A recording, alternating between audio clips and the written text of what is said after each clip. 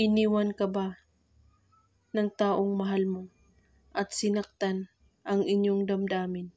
Gawin ito sa kanya upang manlilimos siya sa iyong pagmamahal at hihingi siya sa iyo ng tawad sa harap ng maraming tao.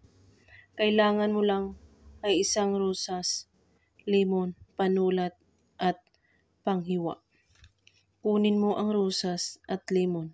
Isulat mo sa limon ang kanyang pangalan at hiwain mo ang limon at ipiga mo ito sa rosas.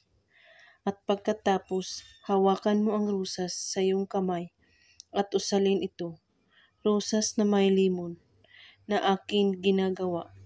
Pabalikin siya sa akin na magmamakaawa ngayon din.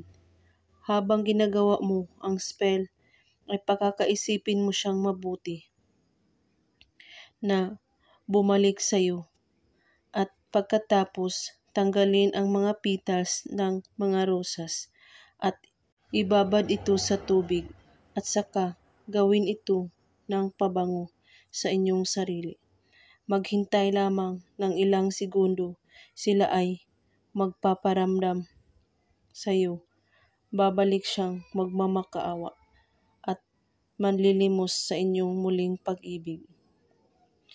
Ibaon mo ang balat ng lemon at itapon ang mga petals ng rosas.